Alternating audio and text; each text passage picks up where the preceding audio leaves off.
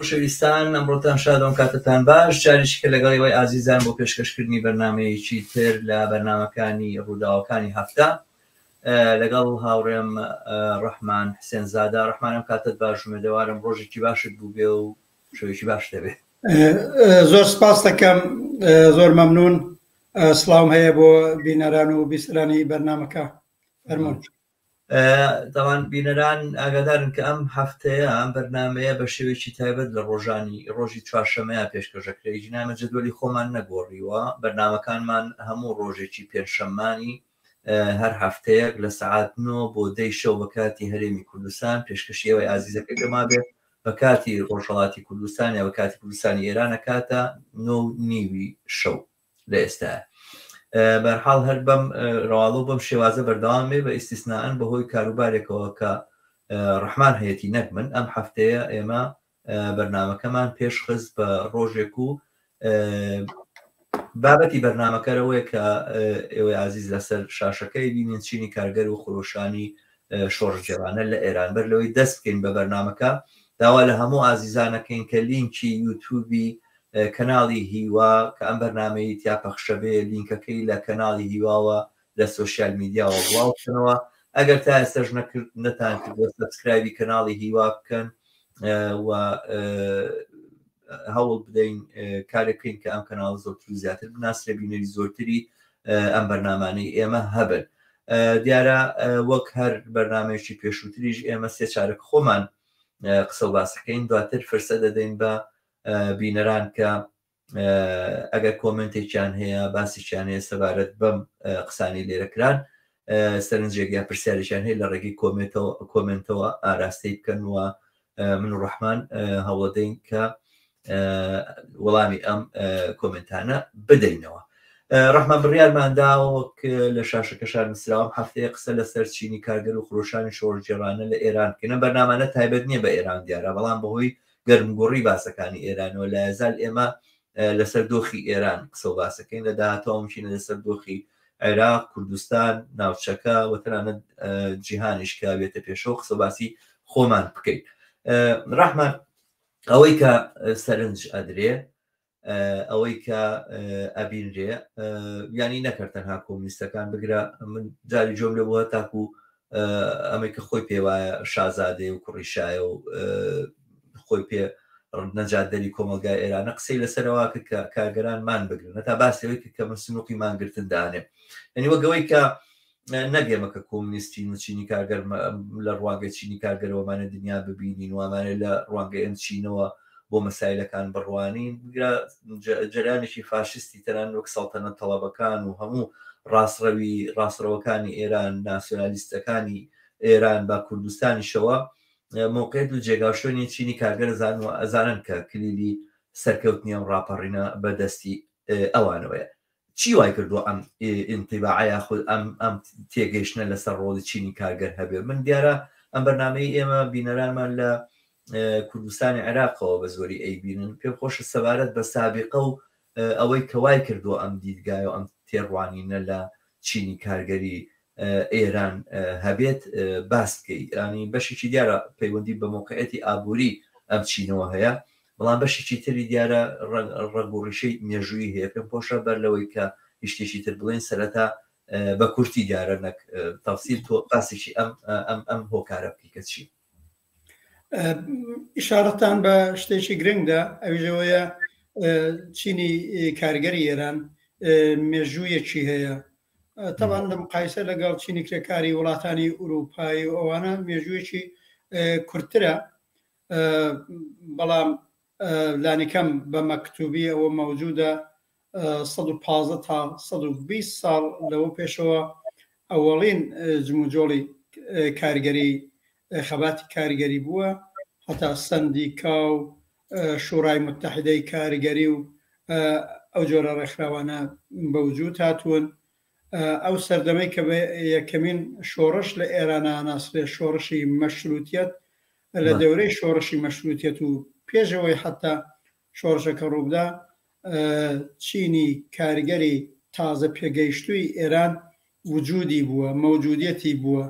دەرنەتیجە هەم بۆ خەباتی اقتصادی و معیشەتەکەی تەبعاً لە پێشدا و دواتر لە دڵی ئەو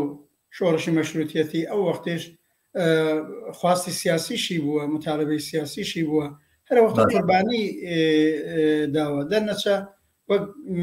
مێژوویەکی ئەوە 120 ساڵەی هەیەەوە بۆ خۆدا گەداریم بەش بە حاڵی خۆم بە زمانی کوردی لەو بابەتەوە کارێکم کردوێ ئێشتا بڵاو نەبووەوە لە ئایندەی نزیکا هیوادارم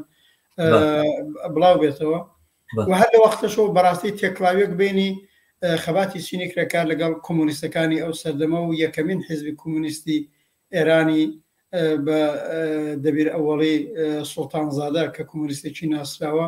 وجودی بوو. یعنی وەختم بڵام ئەمە سابقەیەکە و هەر لە وەختەوە پەرەی گرت چینی کرێکاری ئێران پەرەی گرت تا ئەگەینە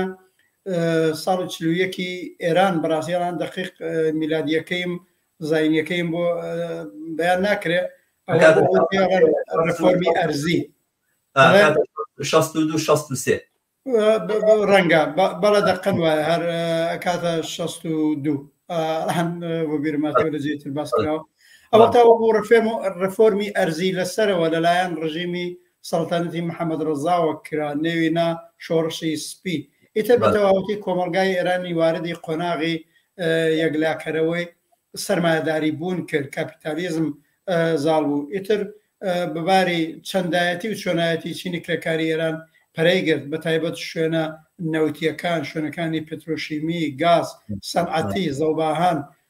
ماشینسازیەکان زۆر پەرەی گرتووە خودی ئەوە ئاڵگۆڕێکی ئەساسی کۆمەڵایەتی و دوایەتش سیاسی بوو ئەبینی سەردەمی شۆڕشی ساڵی 57 یا 79 زاینی چینی کرێکاری ئێران بەڕاستی مەوجودیت و ڕۆڵێکی زۆر ئەساسی بوو ئەوەی زۆر جار باسێکرێت چینی کرێکاری کارگەرانی نەوت ڕابەری سەرسەختی و شۆڕشە عاقبەت پشتی ڕژیمی شایان شکاند و عاقبەت ئەو خۆشە جەماوەرەی ئەو وەختە بە سەرکەوتن گەیە لە دوای ئەوەوە لە سەردەمی عمری جمهوری ئیسلامیە چینی کارگەر بەڕاستی کەماکان هەم مەوجودیەتی زۆرتر بووە هەم مداوەمەن لەو 43 ساڵەیە لە قۆناغی جۆرا و جۆرە پێش شەڕی ئێران و عێراق دەست پێ بکات لە سەردەمی شەڕی ئێران و عێراقا لە دوای شەڕی ئێران و عێراق و هەلومەرجێکی تازە بەوجودێ و لە هەموو ئەو دەورانە سەرمایەی ئیسلامی دژی کاریگەری ترین قانون و کۆتوبەندی بەڕاستی بەرابەر بە کارگەران بۆ کاسن لەگەڵ حتا ڕژیمە سەرمایەدارەکانی دەوروبەر و حتا لەگەڵ دەورەی پێش شۆڕشی هەفتاونە و دەورەی سەڵتەنەت قابلی مقایسە نیە لە یەکەم هێرشکردنە سەر باری ژیان و باری حەقدەست و هەلومەرجی کار و ئەوەی پیاڵین هەلومەرجی زۆر سەختی کار کە پاشەکشەی گەورەی بەڕاستی بە چینی کرێکاری ئێراندا بەڵام لە بەرابەر ئەو دەست درێژیە اقتصادی و معیشەتێدا لە هەموو ساڵەکان و لە دەورەکانی جۆراوجۆر ئالاڕەغمێ هەستان و داچوون خەباتی کارگەری هەر لە مەیدانە بوو لە ماوەی ئەو 43 ساڵدا و بە تایبەت لە 10 ساڵی ڕابردوودا باڕحاڵی تر بە زۆری ئەحتسابە کارگەریەکان حرەکەتە کارگەریەکان ئەو بزوێنەری ئەسلی فەزای خەباتکارانە و سیاسی لە کۆمەلگای ئێراندا بوو. ئەتوانم ئاوا بڵێم جمهوری ئیسلامی زۆرێک لە بزوتنەوەکانی بە پاشەکشەیەکی درێژماوە مەجبور کرد لە بزوتنەوەی لاوان و خوێندکارانەوە بگرێکە لە دانیشگاکان بوون کە مەسەڵان ئەبینی لە ساڵەکانی 59 شەستی ئێرانی تا نزیک هەشتا ئیتر خەباتی خوێندکاران و دانیشتوان کە هەمیشە و دایم گەرم و گوڕی خۆی بوو پێش هاتنە سەرکاری جمهوری ئیسلامیش و لە ئەوڵەکانیەوە بۆ ماوەی 15 ساڵ خەبەرێکی لێ نەما ئەوەی بوو زۆرتر دەست و پەیوەندی خودی جمهوری ئیسلامی بوون بە نێوی تحکیمی وەحدەت یا خەباتی ژنان کرد لە ئەوڵەوە بەرهەڵستکار بوو لە بەرابەر جمهوری ئیسلامیدا و ئەوەڵین خەباتێ بوو هاتە مەیدان بەڕازیار لە دژیان پۆشتی ئیسلامی و حجابی ئیسلامی بۆ ماوەیەک پاشەکشەی زۆری پێدرا زۆرتر ئاعترازاتێکی مەحدودمە بەڵام لەم نێو ئەوەدا ئەمەوێ بڵێم بزوتنەوەی کارگەری و خەباتی کارگەری ئەویش بە هەستان و داچوونی خۆی هەر بەردەوام بوو و هەر ئەوە فەزایەکی خەباتکارانەی ڕاگرت لە 10 ساڵی ڕابردووە زۆر بەرجەستەتر بوو. نمونونەکانی بە ڕۆشنی لە خەباتی کارگەرانی فولادی ئەهواز، هەفتە پار لە منتەقەی خوزستان، لە گاز و نەوت و پێترۆشیمیەکان لە 2-3 ساڵی ڕابردووە، لە ماشن سازیەکان، حتا لە بەشی کارگەرانی ئەوەی پیاڵان خەدەماتی لە زۆر جێ خەبادووە. هەنی ئەمە ئاوا بڵێم بە تایبەت 10 ساڵی ڕابردوو ئەو بزوتنەوە یەکەمەی کە لە مەیدانا بوو بەرابەر بە دەست درێژیەکانی اقتصادی و سیاسی جمهوری ئیسلامی بزوتنەوەی کاریگەری بوو، وە خودی ئەوە ئەم هەلومەرجە شۆڕژگێرانەی کە ئێستا بەوجود هاتووە حاصڵی کاری بزوتنەوەی کارگەریە کە لە 10 ساڵی ڕابردووە عاقبەت ئەم فەزا خەباتکارانەی هەر باوەشێن کرد، هەر گەشەی پێدا و ئێستا واردی دەورێکی شۆڕژێرانە بوو. ڕاستە، بەڵام ئێستا ئیتر کە باز بێتە سەر وەزعەتی ئێستا مڕەحام منیش پێم وایە ئەتوانم کەمێک سەبارەت بەم وەزعەتی ئێستا قسە بکەم، بەڵام هەستەکەم ئێستا لە ئەمە مێژووی کە باسە کرد هەموو دروست و دقیق، یعنی تا تەنانەت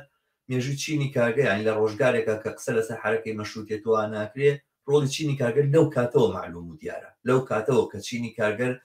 ڕێکخراوی دروست کردووە، سازمانی پێکێناوە، ڕێکخراوی جەماوەری بووە، ئیتیحادی دروست کردووە، حیزبی بووە.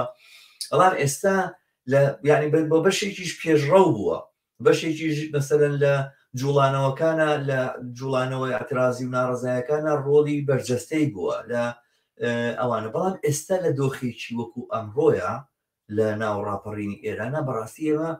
ئەم ڕۆڵە بەو بەرجەستیە نابینین. دروستە ئەوانی کە لە سەرجادن، تەنانەت ئەوانی کە جمهوری ئیسلامی ئەعدامێنەکات، جگە لەوەی کە لە سەرجادە لە خلالی مواجهەکردن و بەرەنگەر بوونەوەیە کەسێکی کوڕی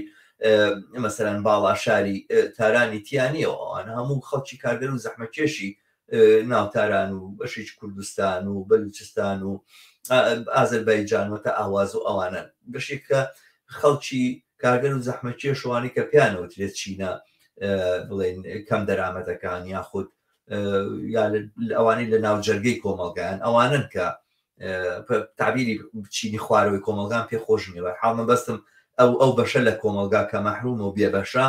ئەو بەشەیەکە لەم ڕاپەڕینە دەرەکەوە قوربانی ئەدا ئینەکە. بەڵام وەکو چینی کارگەر، وەکو ئەوەی کە ڕێکخرا و وەکو ئەو وەسائل و شێوازانەی کە چینی کارگەر بۆ ناڕەزایەتی خۆی دەرەبڕێ، ئەمە بە کەمیە بینی، یعنی بەو بەرجەستەیە دیار نییە. و ئەمە بەشێک مەسەلەن هەوڵەدەن، هەنێک من خوێندومەتەوە لەسەر ئەم مەسەلەیە، هەندێک هەوڵەدەن کە ئەم لەم بابەتەوە پەردەپۆشی بکەن، کە بڵێن مەسەلەن چینی کارگەر وەختێکی دیاریکراوە بێتە مەیدان، ینی من کە وەختێک باسەکەین لەسەر ڕابەڕینەکان بڵێن خۆ پیشاندانەکان و شۆشە گەورەکانی دنیا، ئەم قسەیەوانیە چینی کارگەر مەسەلەن مۆعیدێکی دیاریکراوەیە کە بزانە کاروبارەکە خەریکە ئەچێ بەڕێوە ئەوانن جاو بێ پێوەی پێیوەست بێ. نە شۆشی 1950 رووسیاوا بوو، نە شۆشی 1970 رووسیاوا بوو، چ ئەوەی شوباتی چەوەی ئۆکتۆبەری، نە ڕاپەڕینەکانی 68 پاریز وا بوو، نە ئەو ئەترازات و حرەکاتی ئەترازی ئەوانی کە بە شێوازێک لە شێوازەکان ئەگەر ئیسلاحێک شێ نابێتی جۆرە ئاڵوگۆڕی ڕیشەی کردووەکو مەسەلەن جوڵانەوەی مافە مەدەنیەکان لە ئەمریکا، ئەومانە هیچ کام لەمانەوانە بۆ چینی کارگەر ئینتیزار کات چاوەڕێ کە بزانەکەی نۆرەی ئەو دێت و بێتە سەرجادەیە ئەو ڕۆژەی کە معلومە بێ ئیتر شەڕیمان و نەمانە لەگەڵ دەسەڵاتە ئەو کاتە بێت، وانە لە پێشە لە سەحنا بووە، لە مەیدانا بووە. یعنی من ئەم شێوازە تعبیرکردنە و ئەم لێکدانەوەیە کە چینی کارگەر ئالیات و میکانیزمی خۆی هەیە زۆر بە عەقڵمان ناچێ بەڕاستی. ینی بڵێم جوابی دروستی ئەو پرسیارە نییە کە من ممکنە سەدان کۆمونیستی تر و کارگەری تری سەر ئاسی دنیای هەیان بێ کە بۆ چینی کارگەری ئێران ئەو ڕۆڵی کە ئەبێ هەی بێ نیشانی نادا. یعنی من بۆ خۆم مەسەلەن بە هەندێک لێکدانەوەمێ بەشێک من مەزورت لەم 4 مانگی ڕابردووایەوە نییە بەقیقەت ئەمە بەستم ئەگە بەگشتی تر بڵێ جۆرەتر ئەگە بۆ قسەم لەسەر ئەم خۆشانە شۆڕژێرانەیە نای بەرنامەکەمان خۆشانی شۆڕژێرانەیە لە ئێرانە، ینی مەبەستمان ئەم خۆشانەیە نەک مەبەستمان کە مەسەلەن ئاعترازاتێک بوو بێ لە ساڵی بۆ نمونە 2000 90 یاخود 70 ئەوانەمان مەبەست نییە، مەبەستمان ئەم اعترازە دیاری کراوەیە لەمەیە لەم 4 مانگەیە ئێمە ئەو ڕۆڵ و ئەو جێگا شوێنە بۆچینی کارگەر نبینین. من هەندێک ینی بڵێم لێکدانەوەیەکی مەسەرەن بڵێن تحقیقێکی زۆر وردم کردبێ ڕۆشتبێتم زۆری لەسەر خوێندبێتەوە بەحسم کردبێ مەسەرەن بە ئیسtinتاجاتی دیاریگرا و گەیشتوم نەگەیشتوم، بەڵام موچینە مەجموعەیەک ئەسباب زەینی خۆماوەکو ئیسباب دابنێن. بەشێکەوەیە بچین سەیری چینی کارگەرگەین چ ڕەوتێک بەسەر جوڵانە چینی کارگەر ئازاڵە، ئایا ئەم ڕەوتە و ئەم تەسویرە مەحدودە لە ڕۆڵی چینی کارگەر ئەوە نییە وای کردووە. مەسەن زۆر جار چینی کارگەر بەوە معلومەکە دێ بۆ لە پێناوی خواستە اقتصادەکانی خۆیان مەسەن اعترازاتەکە ومانەگری ئەمە ڕۆڵێتی لە ڕاپەڕینە، ئەمە ڕۆڵێتی لە مێژوو، ئەمە ڕۆڵێتی لە اعترازەکانە. بەشێکە تا بەشێک لە کۆمونیستەکانی ژوە بەرخورد بە چینی کارگەرەکە کە چینی کارگەرە بینەوە کە ئیتر ئەگەر چینی کارگەز چی برسی بوو دێتە مەدان ڕاپەڕین ڕوو ئەداوانە بەشێک باسەکەن ئەساسەن ڕاپەڕین مەسەلەکەی ئەزمێ ئەوەی قەیرانێک دروستە بێوانە برسێتی و ئەوانە لەبەرەوە خەڵک یەتە سەرجادە بە چینی کارگەر بەم جۆرە بەبوونەوەلێکی دیاریکراوە زانێ کە زۆرتر ئاگای لە سکی خۆی یاستی مناڵەکانێتی وەختێک کە سکی بەتاڵبوو دێت و ڕابێتە سەرجادە وەکو شۆڕژ نەتیجەی تووڕەبوون بێ. یەکێکی تر ئەوەیە کە مثلەن لە کەیفیەت و لە ماهیەتی ئەم جوڵانەوەی وردبینەوە ئایا هۆکارەکەی ئەمە نییە؟ هۆکارەکەی ئەوە نییە کە چینی کارگەر شوێنی خۆی نبینێتەوە لێرە، دروشمی خۆی نبینێتەوە لێرەیە، تەسویرێکی بۆ ئایندەکە پێویستە چینی کارگەر هەیە قوربانی بۆ بدا نایبینێتەوە لێرەیە. ئایا مەسەلەن من ئەگەر کارگەر بم دێمە مەیدان شەڕی مانوونەمان لەگەڵ دەسەڵاتەکەم چکە خۆ من وەکو خوێنکار نیم مەسەلەن ڕۆژێک نەچمەوە بۆ دوام و بەیانی بڕۆمەوە ناچمەوە بۆ کار و کار ناکەم و مانەگرمەوە ئەمانە مناڵەکانە برسیە بن. لەبەرەوە مەسەلە بە جۆرێک لە جۆرەکان شەڕی مانوونەمانە بۆ من نانوونەمانی نەک هەر خۆم بگرە خێزانەکەشم خانەوەداکەشم من لە پێناوی چیا بڕۆم ئەم قوربانیە بدەم؟ ئایا دڵنیام لەوەی کە نەتیجەی ئەم ڕاپەڕینەی کە لە ئێرانە نابێتە ئەوەی کە دەسەڵات لە مەلاکان سێنێت و بیداتە دەستە سەڵتەنە تەڵەبەکان ئێستا خۆ شانە بڵێ شانایەتەوە و شایەتی بەڵام یەکێک لەم بابەتانە کە بەتەمایە بازار ئازاد کات و بیخاتە سەر پشت و ئیتر ئەوەی ئەو ستەمەی کە ئێستا لە چینی کرێکار کراوە بە جۆرێکی تر بکرێت و ئیدامی هەبێ. ئایا ئەمە نییە مەسەر بەشێک ئایا ئەمە تەرەدوو دروست ناکە؟ دوایە مەسەن چینی کارگەر خۆی چۆنە ئەتوانین یەکسەرێک دانە بەدانێ ئەمانە قسە بکەین، بەس من وەکو ئەوەی کە بڵێن ئەمە مەسەلەیەکی جدیە من مەبەستم ئەوەیە کە پێویستەکە ئێمە باسی لەسەر بکەین، دەرگای باز لەمە دانەخین، ئەمە نەخزمەت بە ئێمە بە چینی کارگەرەکان نەخزمەت بینەکە و ئینیشمان نەبێت لەوەی ڕەخنە لە چینی کارگەر بین خۆ چینی کارگەر بۆ ئێمە ئیمام المەعسوومێکی تر نییە کە نابێ ڕەخنین لێ نەڕەخنە لە چینی کارگەریژ ئەگرین لەو هینەژەگرین لەو سیاسەتەش ئەتوانین بگرین کە بەسەر حرەکەت و جوم و جۆڵی ئازاڵە.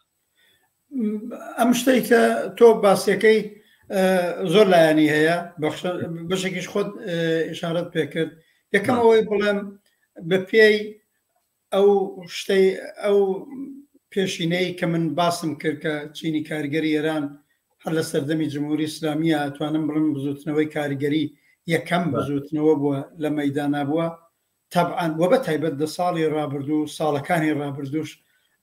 بەڕاستی هەموو کەزەیدی هەتا بەشەکانی دیکەی ئاعترازی لە جامعەدا وەکو مامۆستایان فەرهەنگیان خودی خوێندکاران و نەسڵی تازە ژنان لە زۆر جێ لە شعاریانە لە قسەیانەوەدا قبدەمە ئومێدمان بە چینی کرێکاری ئێران و ئەو خەبات و ئێعتساب و مبارزاتەیە کە بوویەتی وتم ئەم منەوە تاکی دەواڵم ئەم هەلومەرجە شۆڕە جێرانەی ئێستا بەوجوداتوە بەشێک حاصڵی خەباتی بزوتنەوەی کاریگەریە کە لە ساڵەکانی ڕابردووە بووە بە پێی ئەو وەزیەتە و ئەو ڕۆڵی کە مەسەلەن لە 2 ساڵ 3 ساڵ 4 ساڵی ڕابردووە بوو ئەو جۆرەی ئەماندی لە فەرزکەین لە هەفتەپە لە زۆرێک لە شوێنەکان ئەو ڕۆڵە لەلایەن چینی کرێکانەوە بینراکە باسی ئیدارەی شوڕاییەکە باسی ئازادی و بەرابەریە کرا باسی نان و کار ئازادیە کرا و حتا لە شوێنێکی وەک هەفتەپە ئەو سیستمی حاکم بەشی خصوصی سەرمایه‌داری ئێران بوو لێوە کار کرد ئەویان وەلانە دەوڵەتیان مەجبور کرد سیستمی ئیداری خۆی لەوێنە دامەزرێنێتەوە ئەوانە بەپێی ئەوە ئەو تەوەقعی کە جەڵنە تۆ باسەکەی کە لەم 4 مانگی ڕابردووە بزوتنەوەی کاریگەری ڕۆڵێکی کاریگەرتری بواە من پێم تەوەقعێکی دروستە شاید لە 1 مانگی ئەوەڵنا 2 مانگی ئەوەڵنا بەڵامی تر دوای ئەوەی کە تۆ بینی 3 مانگ 4 مانگ و ئاڵانی تر ئێمە 2 ڕۆژ 3 ڕۆژ لە 2 ڕۆژ 3 ڕۆژ لەوە پێش و واردمی 5مین مانگی ئەم هەلومەرجە شۆڕجێرانەیە بووین ئێمە شەمبەی ڕابردووی تر ڕۆژی ئاخرین ڕۆژی 4می مانگی ئەم خۆشانە بوو بەڵێ تەوەقع بەجێیە بۆ وەک با من لە پێش ئەوەش ڕوونکەمەوە بەڕاستی هەر لەم خۆشانە جەماوەریەی کە ئێستا هەیە ئەوەی ئێمە بە زۆری پێڵین بزوتنەوەی سەرنگونی خواست کارگەران بە وسعی هەن کارگەران لە تەزاوراتی شارەکانە کارگەران لە گەڕەکەکانەوە کە بەشێکی زۆری شوێنی ژیانیانە بەشە زۆر لەو کومیتەی مەحەلەکان ئەو بزوتنەوەی کە پێڵن مەحەلە مەحوەر بەڕاستی ئەو گەڕەکە کرێکاری و فەقی نشینانن لە تارهانی وەگرتوێتی تا بەشێک لە شارەکانی کوردستان ئێمە بە ورتر ئاگادارین بۆ معنایە وەک کارگەرانن بەڵام ئەوە شایەت پرسیاری تۆی و منی ژەڵم ئەو تەوەقع بوو ئەو ژەوەی عاقبەت بزوتنەوەی کاریگەری وەکو کارگەرانی زۆرێک لە شوێنە کرێکاریەکان لە شوێنە کرێکاری ئەسڵیەکان عاقبەت بە اعتسابی گەورە و مؤثر و درێژەداری خۆیان هاو هەنگاوتر بۆیان لەگەڵ ئەو خەباتە جەماوەریە من پێم وایە ئەو جۆرەی تەوەقعکراوانە بوو هەرچەند تەدادەکەی قابلی تەوەجۆ بەڕاستی ئەتساباتی کاریگەریش بوون و بە تایبەت بینەرانی ئەوە حتمما بیستویانە لە 3 ڕۆژی ڕابردووە ئەجملە دوێنێ سێشەمبە کارگەرانی نەوت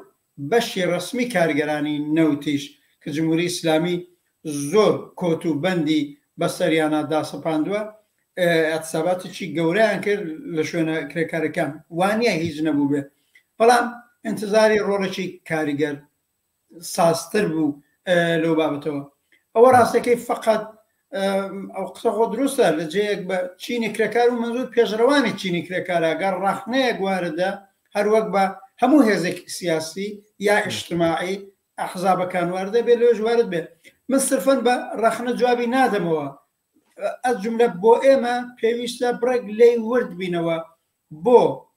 دەلیلەکان چی بوون لەو ئاستەی کە تەوەقعکرا نەبوون بزانین ڕێگریەکان چین مانعەکان چین لەو ڕوانگەوە کە تەمەشایەکەی چەند خاڵ هەیە یەکەمەوەیە ئەوە ڕاستە خودی چینی کرێکار و نەوعی خەباتی و ئێحتسابکردن و هەرە قسەی خۆی شارەت پێکرد ئێحتساباتی کاریگەری یا خەباتی بە تایبەت بزوتنەوەی کاریگەری پێ بنێتە واردی نەبەردێکی سیاسی بێ ئضافە بەر نەبەردە اقتصادیەکەی ئەوە بێ بیر لەوە بکاتەوە واقعاً ئایا بە سەرکەوتنەگا بە سەرکەوتنەگا بەرحاڵ عاقبەت دایە پرۆسن ژیانی خۆی و خانەوادەی لەبینەچێت من پێ بێچێت لە دیلەکانەوەیە ئەم 4 مانگی کە گوزەراوە بە تەواو معنا بزوتنەوەیکی سەرنگونی خوازە بزوتنەوەی کە حازر نییە شکۆلەترین سازش لەگەڵ جمهوری ئیسلامی بکە دەرنەتیجە شوێنە کرێکاریەکان بزوتنەوەی کاریگەری و شاید پێشڕەوانیان من پێم وایە یەکێ لە ڕێگریەکان بۆیە چۆن حەلەبێ ئەوە بێ قسەی لێ بکرێ یەکێ لە ڕێگریەکانەوە یاڵن ئەم بزوتنەوەی لە گەڕەکەکان و لە مەحەلەکان و لە دانشگا و نەسڵی جەوان و ژنان و هەموو وەڕیان تەواو بزوتنەوەیەکی سەرنگونی خوازە ئایا لەم ماوەی 4 مانگ 5 مانگ 6 مانگەیە تەواو بە سەرکەوتنەگا منی بتوانم بە تەواو هێزەوە پەیوەست بم و دوای تووشی مشکلی گەورە نەبوو بەنظر مەسازەکە مەشتا کوونێ تەناسقواکە تا ئەوجەیە نەچۆتە پێشەوە کە پێشڕەوانی چینی کرێکار ئەو ئیتمینانە پەیدا بکەن بڵێن ئێمە لە 6 مانگی ئایندەیە ینی لە وەختەوە کە دەستی پێکەوە 4 مانگی گوزەرە لە 4 مانگ 5 مانگ 6 مانگ تەواوی تر ئەم ڕژیمە سەرنگون نەکرێت کەیتە گەڕانەوە بۆ دواوە نییە وتێت ئەو نگەرانیان من پێم بۆ یەکێ لە ڕێگریەکانە ڕێگری دووەم ئەو هەلومەرجە تەواو مەعیشەتەیە کە جمهوری ئیسلامی دای سەپاندووە بەسەر شوێنە کرێکاریەکانە ئەوان واقعاً 2 هەفتە اعتصاب کەن و لە جەیەکەوە کۆمەکیان پێنەگا ئەسەن ژیانیان تێکەچێن نانی سەر سفرەیان نابێت دەرنەچە مەسەڵەن ئەوەی بۆشایەکی گەورەیە چ لە ئەحساباتی کارگەری پێشوو چ لەم دەورانشدا بەرحاڵ ئەوەی سنەتێکی باوە لەنێو بزوتنەوەی کارگەری ئەوەی سندوقی ماڵی ئەحسابەکان وجودی بێ کۆمەکێ بگەێنێ بە کرێکارەکان با من هەر لێنە نمونە تاریخەکەی بڵێم مەسەڵەن ساڵی 57 دەڵان کرێکارانی نەوتی ئێران ڕابەری سەرسەخت بوون 2 مانگ پێیان بە زیاتر ئەحسابیان کرد لە دژی ڕژیمی سەڵتەنەت بەڵام بۆ ئەو 2 مانگە سندوقی ماڵی ئەحسابی گەورە لەلایەن باڵەکانی دیکەی بۆژوازیشەوە بەوجود هاتبوو خودی جەریاناتی ئیسلامی خودی بازاری تاران گەورەترین پوڵی کۆ کردەوە و ئەیبرد بەدەست کارگەرانی گەیان تووشی مشکلێک نبوون بەلحاظی ژیانوانە ئێستا ئەوە بۆشایەکی گەورەیە پڕ نەکراوەتەوە سێوەم ئەوژەوە ڕێکخراوبوونە واقعەتەکەوەیە ئێستا بزوتنەوەی کاریگەری ئێران ساحەبی ڕێکخراوی جەماوەری جێکەوتوی خۆی حتا 6 مانگ عمر بکە 9 مانگ ساڵێک عمر بکە و لەسەر پای خۆی بێ یەکگرتووی کرێکاران حفزکە ئیدامەی بدا بۆ خەباتەکان ئەو ڕێکخراوبوونە نییە و چوارم و لامویان مهمتر ئێشتا کوونێ لە سەتێکی دیکەیە پێشڕەوانی چینی کرێکار بۆ پێشچوونی ئەم جدالە کە جدالێکی سیاسیە کە کێشە بچێتە سەرەوەی ڕژیم بڕوخەیتە کێشەی قدرەتی سیاسیە ئەمە حزبیەوێ حزبی کۆمونیستی کاریگەری جێکەوتوو بەهێز بە نفوزەوە هەرە جۆرەی حزبی بۆشوێک بوو لە ساڵی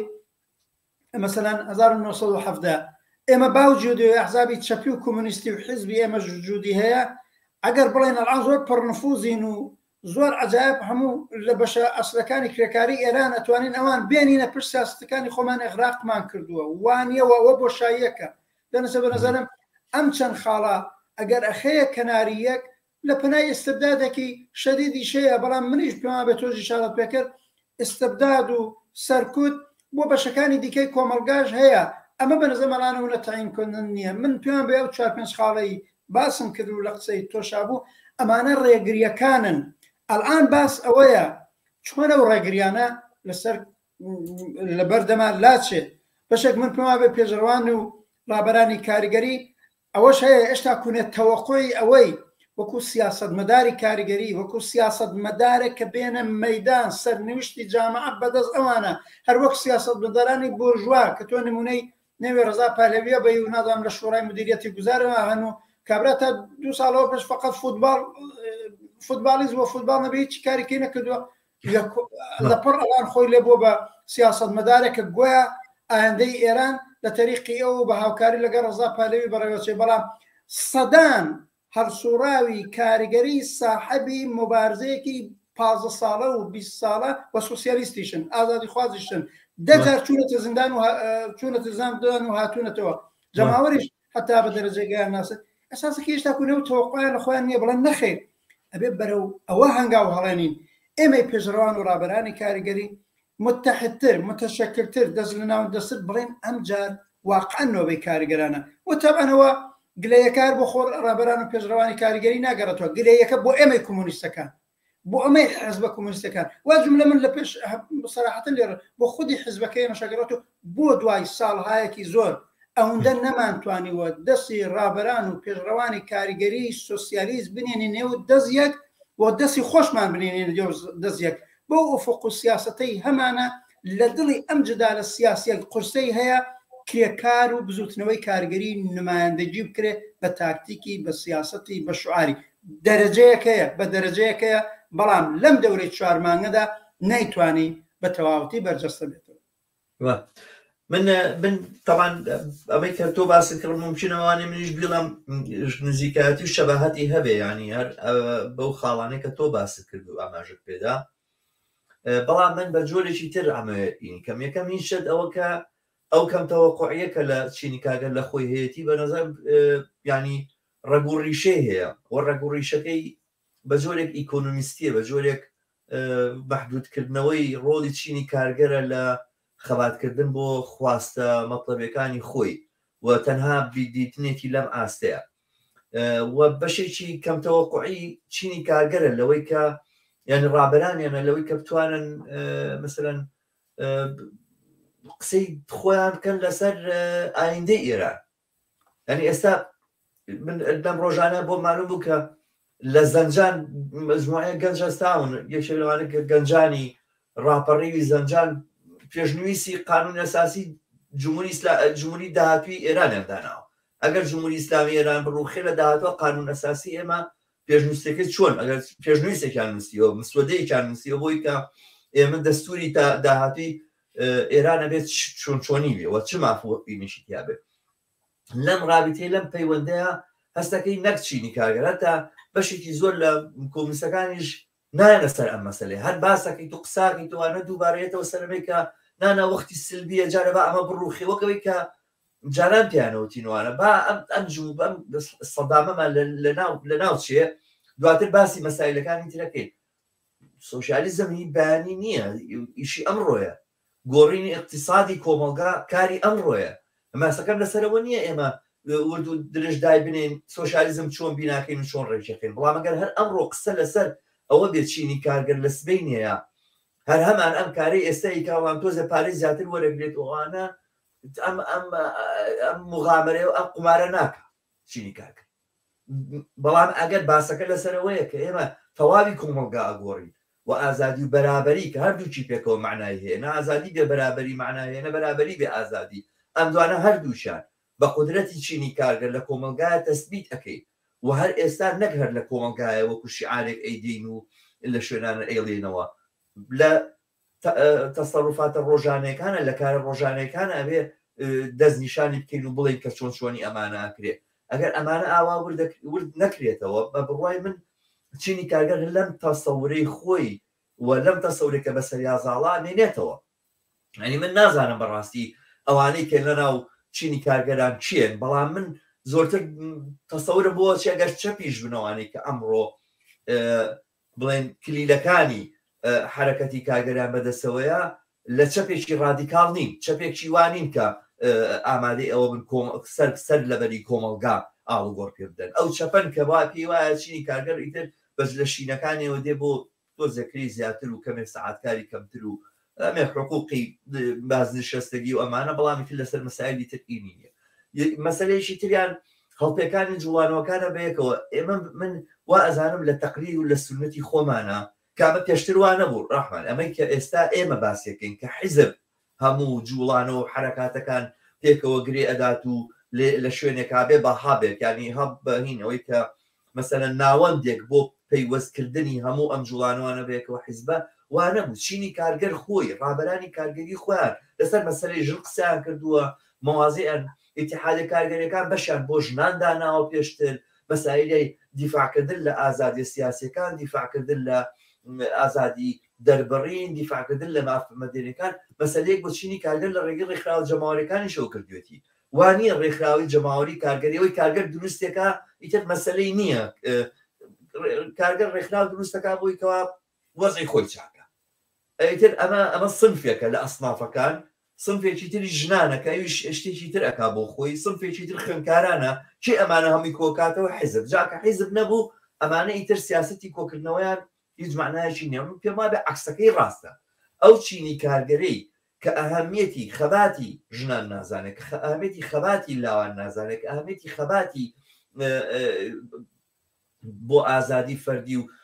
نازانێت، ئەو چینی کارگەرە ناتوانێت ماتریاڵی حیزبێکی شۆڕژگێڕی پێشکەوت و پێشڕەو بێت. یعنی باسەکە عەکسی ئەوەیە، نەک حیزبەکەی دروستکەی بۆی سیاسەتەکە بەریتە پێشەوە ئەبێت تەسویرە سیاسیەکە جێبخێ بە نەزەری من ئاوایە. بەشێکی تریش باسێکە من نازان چەندێک لە ئێرانەوە هەیە، بەڵام لەسەر تاسەری دنیای ئەم باسە مەوزوع ئێستا قسەی لەسەرەکرێت کە نەخێر چینی کارگەر چینێکی کۆنەپەرستە.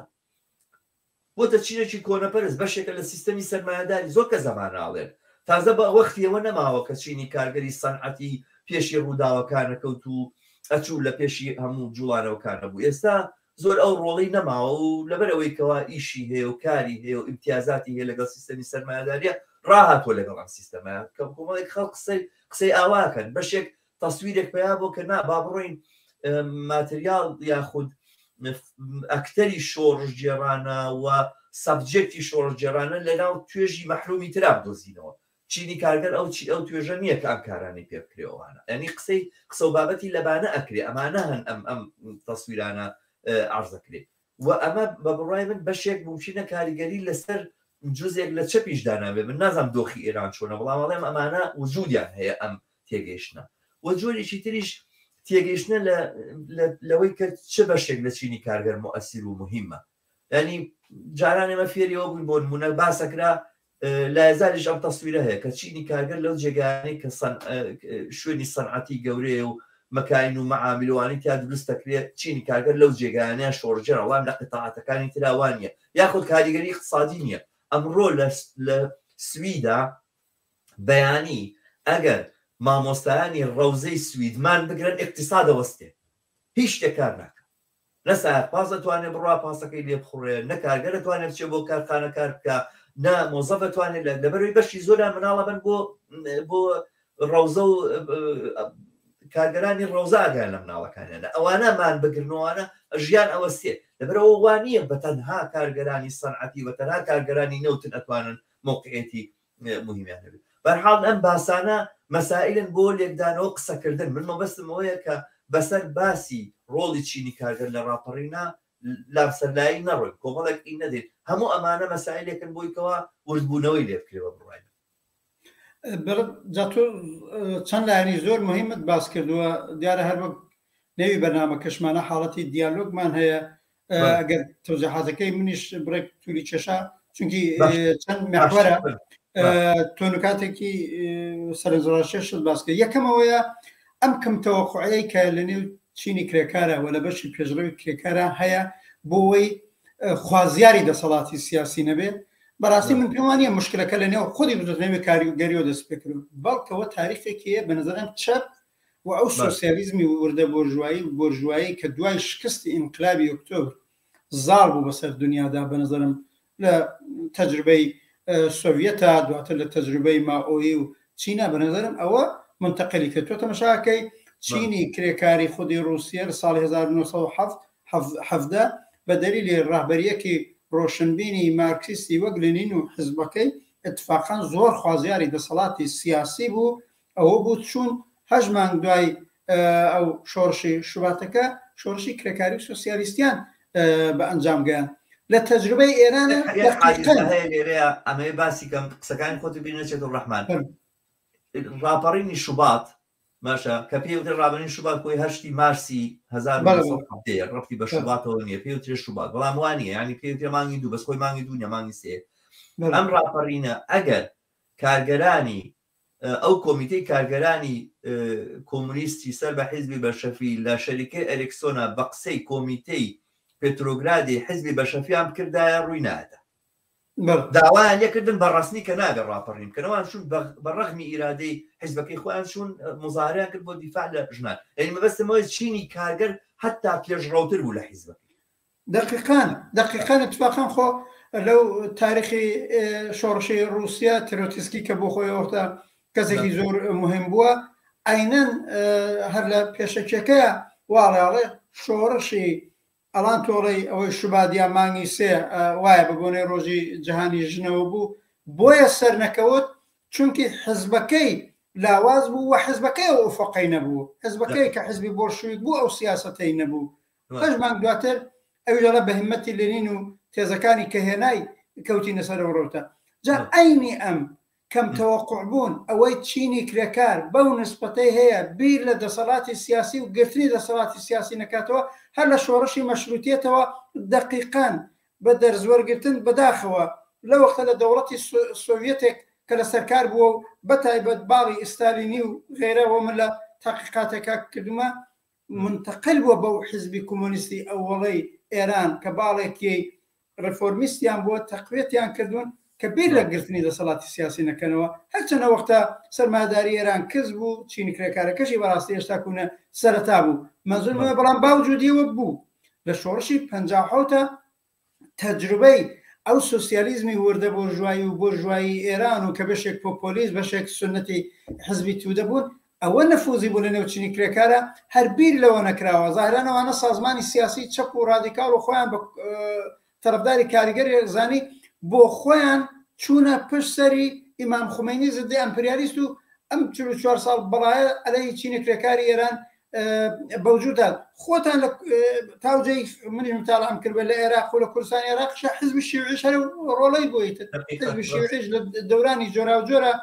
ئەیتوانی بە اتکا بە چینی کرێکاری عێراقی واقعا دەساڵات بگرن اتفاقا مانعی بوون منزومێ کەم تەوەقعکردەوە و ئەوە پەرەی گرتووە و هەتا ئێستا وجودی هەیە ئێمە لە ئەدەبیاتی حزبی خۆمانە شتێکمان هەیە پێڵین جۆنیۆریزم خۆ دەستی کەمگرتن خۆ هەم وەکو کۆمونیزم کۆمونیستەکان و هەم وەکو پێشڕەوانی چینی کرێکات تا ئێستاش و لایەزال هەیە و بەنظرم یەکێک لەو شتانەی کە بێ کرێکار و کۆمونیستی ئەم دەورەی کۆمەلگای ئێران بەسەریان زاڵبێ هەر ئەوەیە بە تەوەقعێکی واقعی نەزێنی بە پێوەی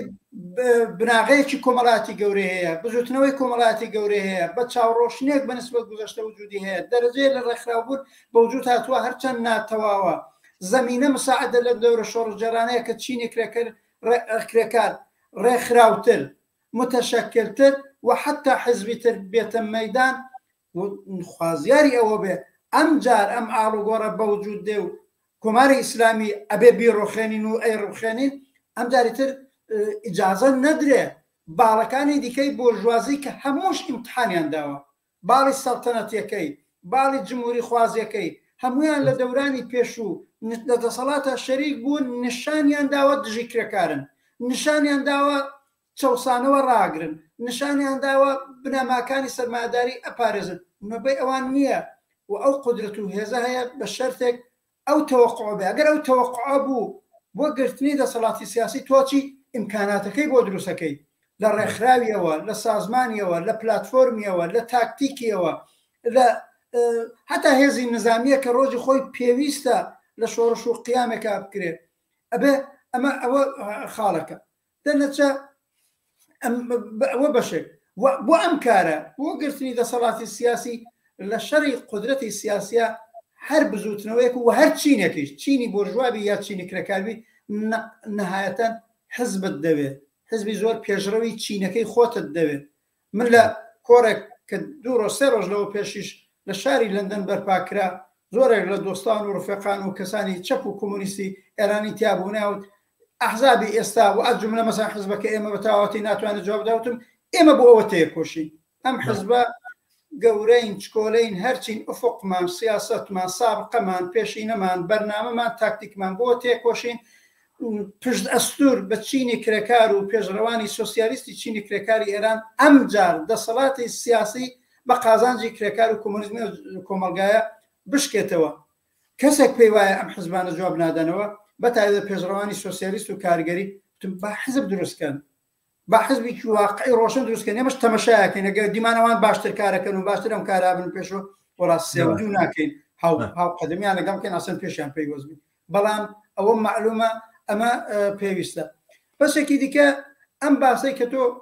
ئشارەت پێکە مژ پیستومە لە ئاستی جیهانی لە ئاستی ناوچەکە کەوە چینی کرێکاری تر ئەو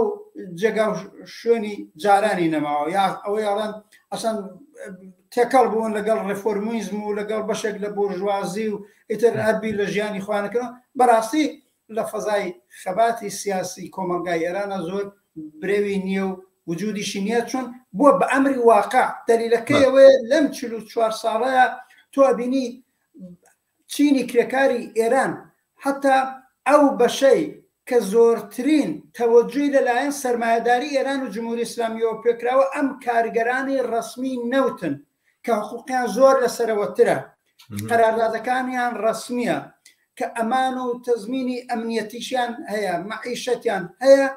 حتا ئەوانی ترەوە ئێستا کەوتونەتە ئێعتراز ئەوان هەر بە ئەلامی دوو ڕۆژ لەوە پێشیان هەڵتیاڕن تەحملمان نەما جاوە وەک تووفانێکی خۆشان دێنە مەیدان دەم و دەستگاتانە پێش هەرم قسەیان کردووە دێمە ئەمایتر زاهرەن ئەو بەشە لە چینی کرێکاری ئێران بوو کە زۆرترین حەقدەسی باڵای بووە حقوقی ماگانەی بووە ئیمکاناتی بووە سعیان کردووە ڕازیکەن چونکی نەوت کارتێکی مهمە لەو بابەتەوە هیچ بەشێک لە چینی کرێکاری ئێران نییە کە ئالان لە فەقرا زیندگی نەکە هەرچینی کرێکارنا کۆمەلگای ئێران بۆیە ئەوە وەک ئاورێکی لە هاتووە ئەو چین و توێژی مام ناهۆندیشێکیشی ئەڵان فەقیرن لە مامۆستای لە معلمان لە موەزەفین و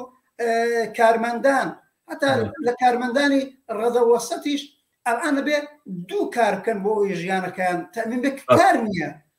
مەسەلێکی دیکە کە تۆی ئیشارەت پێکرد ئەو کەسانی ئیدعاکەن کە کارگەرە و کاری هەیە و ژیانی بەڕێژە لە کۆمەلگای ئێرانە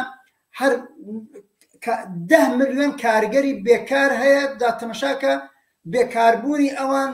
چ تەسیرێکی خراپ لەسەر بنەماڵەکانیان دانێ خانەوادەکانیان دانێ تۆ ئەڵان کارگەری بێکار لە ئێران بە خانەوادەکانیانەوە ئاماریان نزیک بە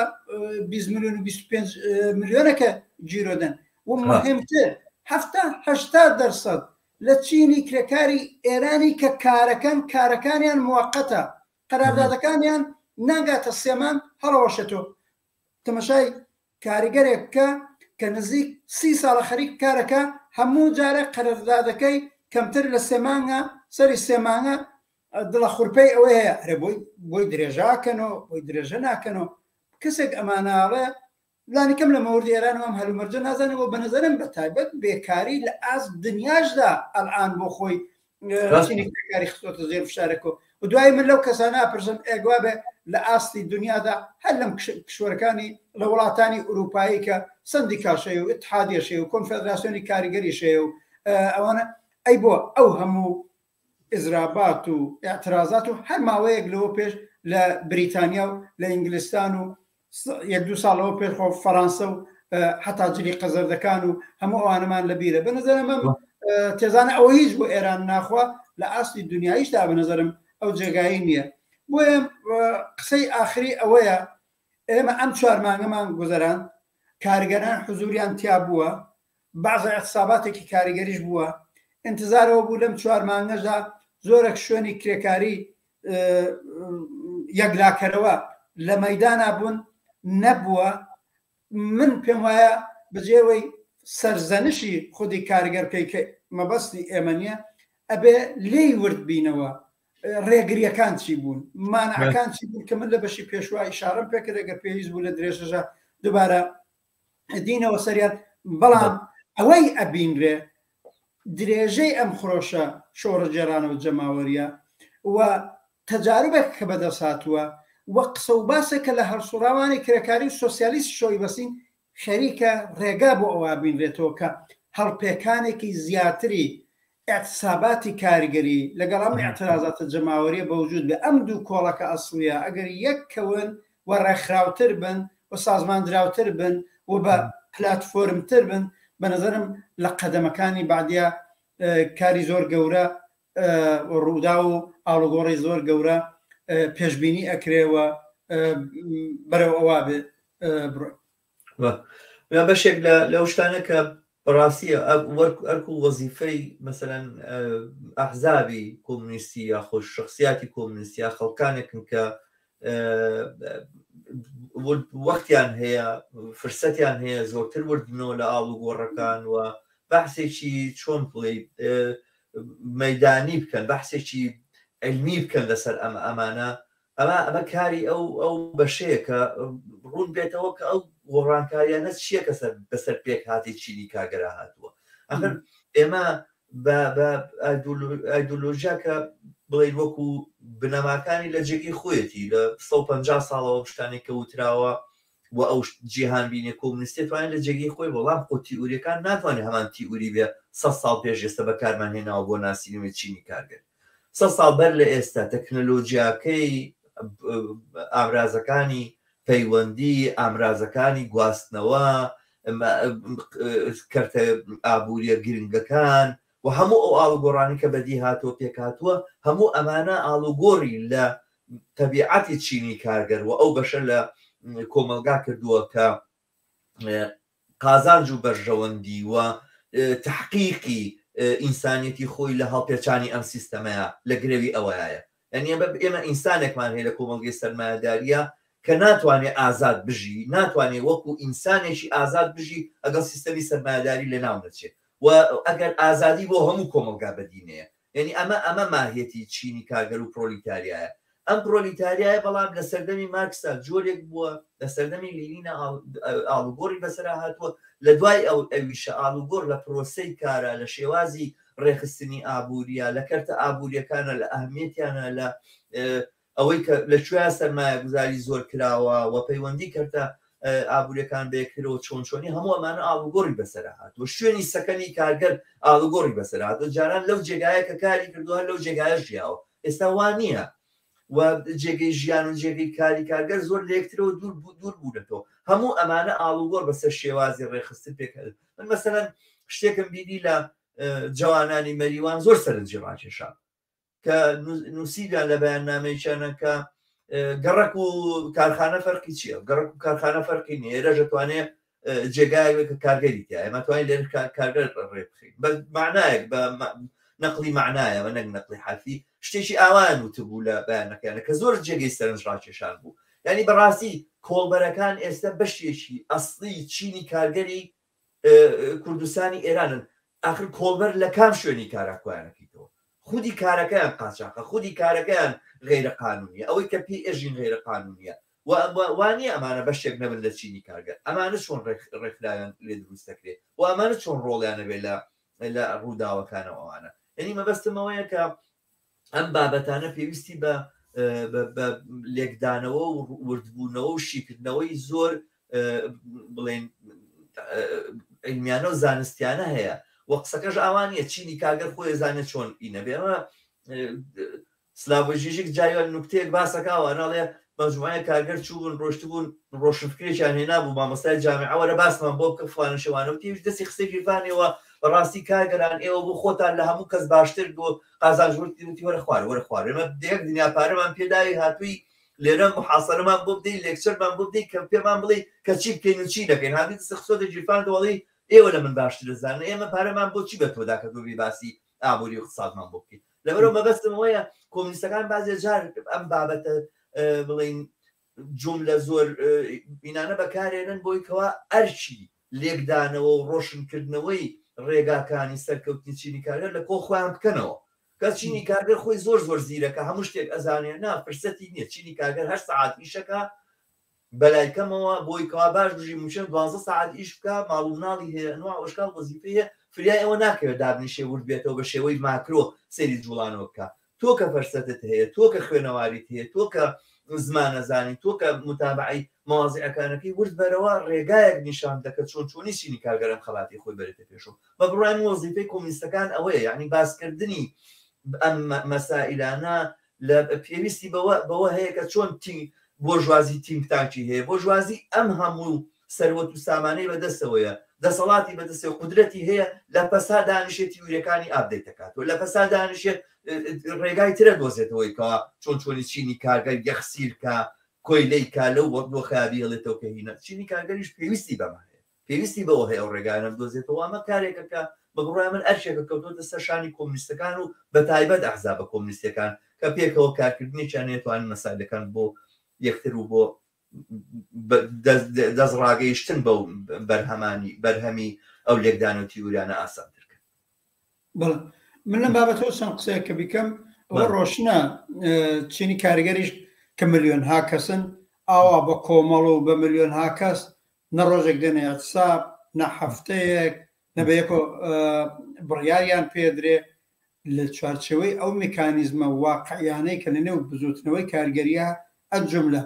یەکەم بۆیە باسی واکرا عقبەت چینی کارگەر لە شوێنێکی کرێکاریەوە تا هەچکە هەیە ڕێکخراوی جەماوەری خۆیەوێ. جاڵ ئان جمهوری ئیسلامی ئیجازەی نەداوە دروستی بکەن و پایدار بێ، بەڵام هەمیشە ئەو مەیلە بووە بۆ 6 مانگی ژەگەر مەجال بوو بێ دروست کراوە دوای تێک چووە. بە تایبەت ئەڵانێ من لەم دەورانی شۆڕەجارانەیە بەرەوەەوە ڕۆین کە بەرحاڵ هەلومەرجەکە بگۆڕێ، تەناسبواکە بگۆڕێ. بەنەزەم هەم تەجروبە هەیە، هەم پوختەگی هەیە بۆ کۆبوونە و گشتیەکان، بۆ شوڕاکان، حتا بۆ سندیکا. بۆ من لە ئایندەیەکی نزیکە ئەوە بینم زۆرێک ڕێکخراوی جەماوەری بەوجود دێن و ئەوە جێگایەکە بن بۆ لێکۆڵیۆن لەو گیر و گرفتانەی کە خودی کارگەران هەیەە و ئەزانن هەیەە. ئەوە دەرنەتیجە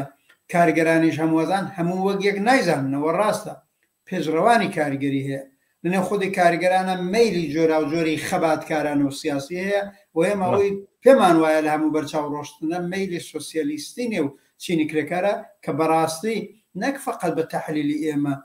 خۆشبەختانە لە نێو بزوتنەوەی کارگەری ئێرانە مەیلی سۆسیالیستی بەهێزە قەویە کە ئەوەی تر لە زۆرێک لە بۆچوون لە قسە لە سیاسەتی ڕابەران و پێشڕەویانیان نەخۆی نیشانداوە لە 5-6 ساڵەوە پێشەوە بە وردی ئەتۆبینی لە زمانی ڕابەران و پێشڕەوانی کارگەری و ئەبینین کە مەسەڵەن ئەڵەن ئازادی بەرابەری کاڵان ڕەفاهمانەوێ کاڵان عاقبەت سەرمایه‌داری جوابمان نادەتەوە وتویانە نووسیویانە سایتیان هەیە نەهادیان هەیە گەر حتا ڕێکخراوێکی جەماوەری گەورەیانە بێت کەسانی ناسراویان هەیە ئیدعامان نامانەوە من هەر ئەمڕۆ یەکێ لە هەڵسوڕاوانی کارگەری ئیحسانی ڕاد لە دەرونی زیندانەوە بەرحاڵ عاقبەت یەک ئیدعانامەی گەورەی لە منە پرسی سۆسیالیستی بەرابەر بە کولی سەرمایه‌داری ئێران و جمهوری ئیسلامی نووسیوە دێوا بێ مەجال پەیدا بێ هەم لە ڕێکخراویە وە مهمتر ئەو مەیلە سۆسیالیستیە عاقبەت حزبی خۆیەوێ یەک حزب دوو حزباتێک کە مناڵاکارم بۆنی ئەوزاکە لەگە گذاشتە بەرحاڵ عاقبەت ئەو جگایە و تینگتانکەی کە تۆ باسەکەی نەهایەتان هەروی تۆش باس کرد نەهایەتەن لە حزبی کۆمونیستێکی ڕۆشنبین کە خودی و پێشڕەوانی کارگەری و سۆسیالیست تەسیرگوزارن تیا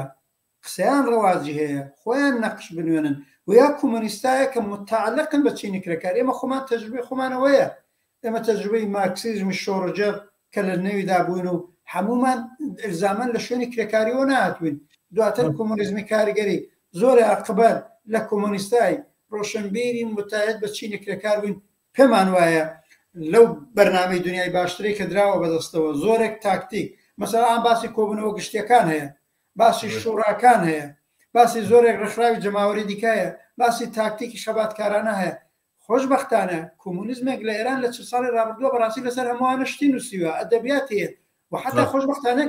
گەیشتۆتە نێو فەزای ئەو خەباتکارانە ئەی لە خۆوە نییە کارگەران لە ئێران لە 5 ساڵەوە پێشوەڵان ئێمە خۆزیاری ئیدارەی شوڕایین لەم 4 مانگی ڕابردووە باڵەکانی بۆرژوازی ئێران سەدان و هەزاران پلاتفۆرمان هەنا مەجلس موەسسە پارلەمان ڕفراندۆم لە یەک حرەکەی کرێکاری و لە یەک حرەکەی حتا ژنان لاوان و خوێندکاران لە دانشگاکان ئەم شعار و قسە و تاکتیکی جەریاناتی بۆرژوایی عکس نەبووتەوە عکس بۆتەوە لە بەعزەجەیەکە عاقبەت پایی کۆمەڵایەتی ئەم جەریاناتی بۆرژوایی ڕەنگە لە دوان یاسەن تەزاوراتی ئاعترازی رادیکالیشە بەعزە شعاری ئەوان هاتبێت بەڵام جێگای واقعی پەیدا نەکردو هەرە و ڕۆزا پەهلەوی تۆ ئیشارەی پێکرد ڕۆژێک باسی سندوقی حسابی کرد و ڕۆژی باسی کرد کارگەرانی میهنێ ماجارەکانێ ئەبێ فڵان کارە بکەن دوای ماوەیەک متوەجە بوو قسەی ڕەواجی نییە لە نێو چینی کرێکارانە هەر لە دەرونی چینی کرێکارانەوە کاناڵی مستەقلی کارگەرانی هەفتەپە تا ئێستا دەیان جار بە نوێنەرایەتی کرێکارانی هەفتەپە ڕەدی باڵە بۆرژوازیەکانی داوەتەوە ڕەدی خودی ڕەزا پالیوی داوەتەوە ئەم وشیاریانە هەیە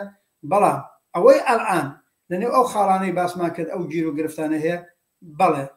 لە دڵی ئەم کێشە قورسە سیاسی چینایەتی کە ئێستا هەیە هێشتا بە ئەندازەی کافی حزبی کۆمونیستی کە هدایەتی وەزعکە بگرێ بەدرێت حزبی کۆمونیستیە کە ئەو مەیلی سۆسیالیستی نێو کرێکاران تیا شەریک بن تیا بەشدار بن تیا تەسیرگوزار بن و ئەز جملە حزبی کۆمونیست کارگەری حکومەتیست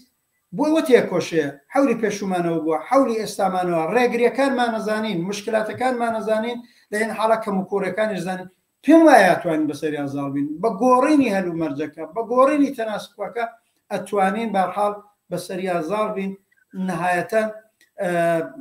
چینی کرێکاری ئێران بە پلاتفۆرم و وشیاری بەڕاستی هەیە شعاریش هەیە خواستیش هەیە لەم بابەتەوە من پێمان یەکەم و کوڕیەکەی ڕاستەکەی من بە هەرەوە نەبڵێم مەیلێکی سندیکالیستیش لە نێو بزوتنەوەی کرێکاری ئێران هەیە جالبە